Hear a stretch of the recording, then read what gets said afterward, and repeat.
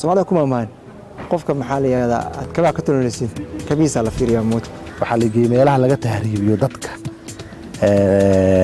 doonaya Yurubta inay u talaabsadaan ama Greega waana waxa keenta badanaa in dadka fursado uga soo xirmaan albaabada uga soo xiranto badan oo dhalinyaro ah oo u arkay waxaan fiicnayn soo noqodkayga way jireen oo yiri maxaa ku soo celiyay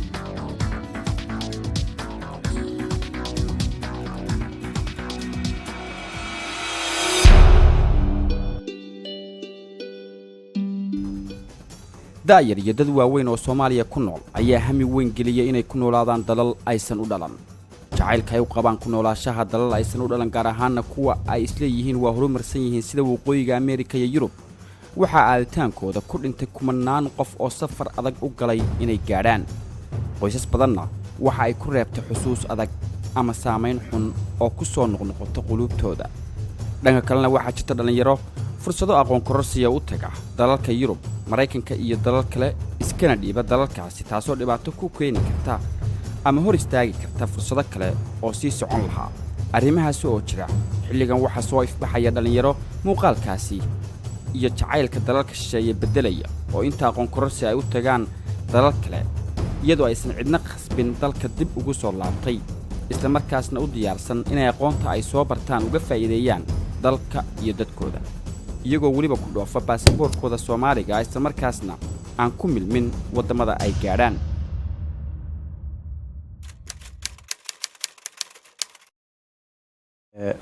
magacaygu waa Cismaan Nuur Maxamed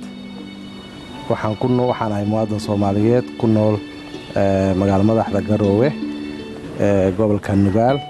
heerkayga waxbarasho waxa weeye waa heerka dhexe ee shahaadada digriiga ayaan waxaan ku diyaarshay xalinta khilaafaadka ama waxa loo yaqaan nabadeynta magacaygu waa Maxamed Daahir Aynsana waxaan ku noolahay magaalada Garowe dugsi sare waxaan ka baxay 2003 iskuulka Almuntada degmada Qardho gobolka Karkaar waxbarashadeeda heerka jaamacadda waxaan ku qaatay jaamacadda Afrika Caalamiga ama International University of Africa magaalada Khartoum ee dalka Suudaan waxaan ka soo qaatay Bachelor of Mass Communication waxaan ku dhashay Soomaaliya gudaheeda khaasatan gobolka Awdal magaaladiisa Boorame dugsigayga hoose dhexe waxaan kaga baxay Garowe iyadoo aan markii dambe jaamacadda Amuud ku soo diyaariyay Bachelor of Business Administration ani magacay waxa la yiraahdaa Xuseen Aadan Axmed waxaan ku dhashay magaalada Garowe aan hadda joogno hoose dhexe sare waxaan kaga baxay magaalada Garowe jaamacaddan waxaan ka qalin jibiyay jaamacadda waddan ku yaala jaamacadda Liyaada Bariga Afrika xarumo kule magaalooyinka deegaanka oo dhan laakiin waxaan ka baxay kulliyadda educationka kulliyadda tarbiyada la yaqaan maxaa la takhasuskayga wuxuu ahaa social studies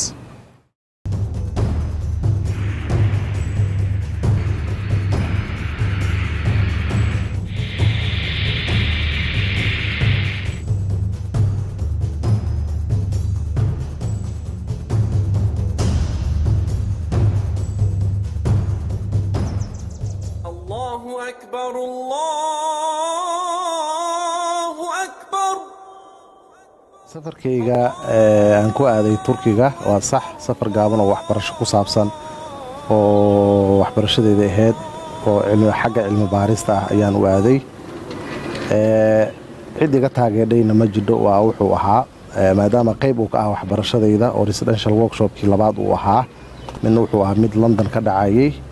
horaantii sanadka ee waxbarashada inta ay bilowday kan labaadna wuxuu ahaa kan Turkiga uu ka dhacay Istanbul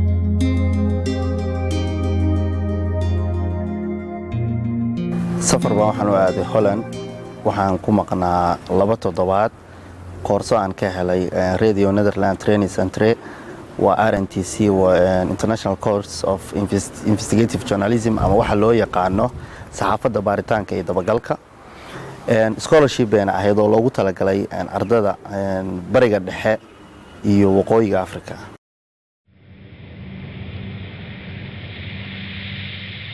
dhawaan waxaan aaday Mareykanka waxaan u tagay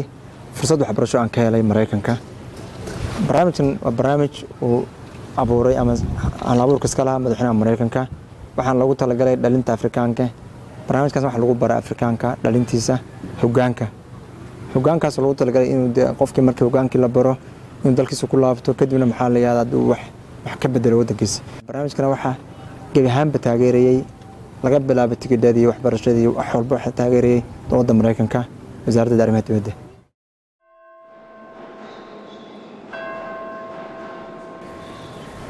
safarkaygu wuxuu ku saleysnaa safar waxbarasho waxaan soo diyaarinayay diblom oo reproductive health la xiriirta ama waxa loo yaqaano caafimaadka hooyadii dhallaanka diblom la xiriirta waxaan ku soo diyaariyay school kamida iskuulada ugu sareeya Ingiriiska oo Liverpool School of Tropical Medicine cid iga taageerisay marka laga reebo ehelkayga ama asxaabtayda ma ahan cid si khaas ah iga taageerisay ma jirin wuxuu ahaa mid aan anigu jeebkayga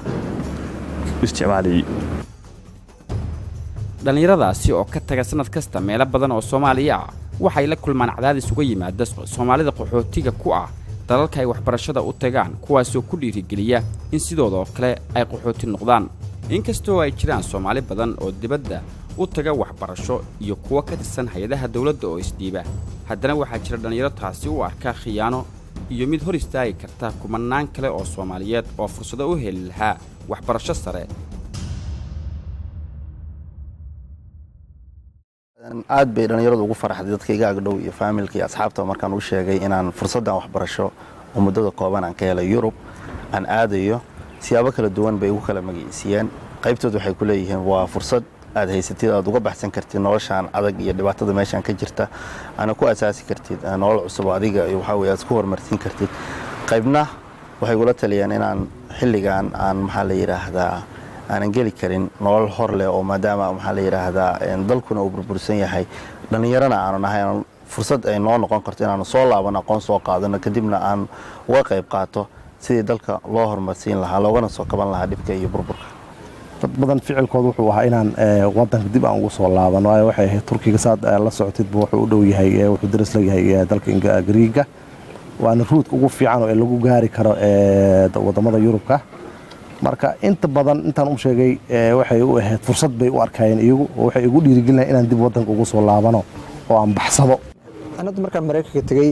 gobolka Arizona tagay gaar ahaan magaalada Phoenix la yiraahdo nasiib wanaag dadka anaga u badan jooga familka wax joogan magaalada dad famil badan baa joogay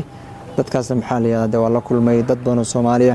dadka badan Soomaalida wax ku dhiirigelinayaan marka wadanka tii war waan ka imid wadankiyo halkan baan wax ku leeyahay oo maxaad u laabanaysaa ma iska joogtid meeshan maxaa la yiraahdaa anagu intaas oo hawl u soo maray marka fursad fiican baa heshay iska joog waqtiga intiisa badan waxaan ku mashquulsanaa duruustayda maan helin waqti badan oo dheeri ah oo ku waraysto Soomaaliya ama waxa weeye iyaga aan xoga badan kaga helo inta yaran Chinese-yada u helay ama iyaga waraystay cabashooyin la halmaamta qoyskii iyo dhibaato noqday inuu ku sii jiro qurbaha dhexdiisa haddii rabiidankeeda uu leeyahay caruurihii oonan waxbarashadoodii ay aad u adag tahay iyagoo haysta Chinese ay wax ku bartaan haddana u badan inay saaqidaan oo iskuulada aysan gelin oo jeelasha kaga xirxiran iyo noloshii ku adag Soomaalida kuma maahan qofka maxaa la yiraahdaa aad ka tolonaysid kabiisa la fiiriyaa mood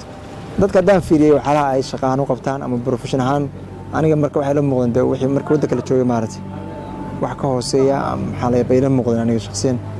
marka inkastoo qof Soomaaliya fursad fiican waa jiray laakiin inta badan dadka Soomaaliya fursadoodu maartay ay ku haysan meesha iska yareed mo waxa la geeyay meelaha laga tahriibiyo dadka doonaya Yurubta inay u talaabsadaan ama Greega waa la geeyay laakiin Soomaalida aad ugu ma badnayn wadanka Turkiga waa ku yari dadka Soomaalida meesha ku arkay horta badi wayba yaabeenba qof baasaboor Soomaali wata oo Yurub dhinac taagan Yurubta soo waxay dhahan Yurub soo tii loo dhiman jiray badaha loo soo mari jiray rafaadka iyo xabsiyada iyo ama Addis iyo Nairobi waqtiga badan loo joogi jiray sida fudud ku timid maxay tahay waxaan ku yiri sida fudud ku maxay tahay dad bay aaminay waxa weeye aan yiri waxbarasho iga bixiyay diyaarad iga baxshay intaas oo dhan soo marsiiyay mana khiyaamayo waan laabanaya dalkayga waan ku laabanaya aqoonta halkan ka qaatana waxaan ugu faa'iideynayaa asxaabteeda iyo dadka maxaa la yiraahdaa aan ka soo tagay oo meesha joogto iyaguna fursad u heleen sideedoo kale inay meeshan yimaadaan aniga ujeedada waxay inaan meeshan waxbarasho u aaday inaan wax ka soo barto kadibna soo laabto qorshaan ku taasoo hamuut waana kaga dhabeeyay dadka qaybteedu waxay igula talinayeen Soomaaliya nabad maahan gobolkaad ka timid xoogaa yar ka jira la iskuma halayn karo ma ay ahan waxa weeye meel hadeer lagu noqon karo qayb baan anoo meesha jooga intaan isku aragnay ku yiri waa laabanaya u qaadan waaye iga yeeli waaye jacaylka dadkayga iyo dalkayga aan u qabo ayaa igu dhiirigelisay inaan dib ugu soo laabto wadankayga hooyo hamiga ugu weyn ee waxbarashada u sameynaya waxa weeye inaan dadkayga halkan joogo wax ku taro marka iima suurtagal noqon lahayd hadan halka tago cilmigayga inaan ummadayda uga faa'iideeyo aan soo bartay marka dhiirigelinta ugu weyn waa hiigsiga ama himiladii qof ahaan aan lahaa waan iigu suurtagal noqonayn hadan halka joogo xaqiiqatan dadka aragtida fog marka ay arkay inaan soo laabtay way soo dhaweeyeen waxaan dhaheen wax fiican baa qabatay laakiin dadka caamadu waxay dhaheen ma tahan su'aashu badan la weydiiyo wax noqotay nin hadda soo laabatay mise waa nagu ciyaaraysan iyo hadda aragtid wali dhibaatada way ku daba taagantay ma hayna ka hartay dad Sweden iyo Jarmalka iyo Faransiiska kaliya iska waxa weeye dhex taagnaa Soomaaliyeelkaaga waa jooga dadkaaga waa jooga maalin kasta la hadlaysa waa u danqanaysa iska dhaafin aan wax soo bartay ma dad Soomaaliyeed waxaan ka fikiraya hataa inaan wax saameyn ku yeelan waxaan ka barnaamijkan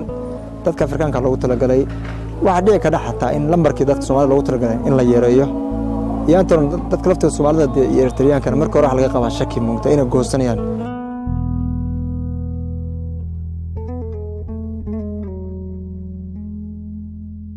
ii qorshaysanayd inaan dib ugu soo laabto oo aan ka baxsan ama wadankii ka tagin oo qurbo ka aadin hadaan soo laaban oo meesha aan iska joogi lahaa laga yaabaa fursad aan qof dambe oo Soofiya oo Soomaaliyeed inaan la siiyo maadaama waxa weeye kii ugu dambeeyay ama kii sanadkii dhawadiiba haduu cararay oo meelaha iska dhiibay oo magiciisii taasina waxay dhibaato noo dhaaw waxa weeye dhaawac u geysan lahayd xarumaha warbaahineed iyo dalka sumcadiisa guud ahaan inay ka horeyso qaxootinimo sharciga loo diido ama la siiyo sidii la doono meel uu ka yahay qof aan muwaadin ahayno soo haajiray waxba lagu geliyay waxba lagu baray marka wixii lagu baray waa in dadka kale Soomaalida ka faa'iideystaan marka waxa ka mid ah wax horta la soo baray in dadka dhalinyarada uga faa'iideeyo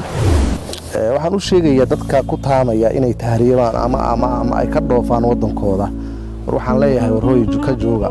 waxaan qaar iyo dhibaato iyo rafaad aan ahayn kalama kulmaysaan waxaad sharaf iyo karaamo aad ku leedihiin dalkiina aad joogtaan dal aan dalkaaga in waa dareen ku joog hore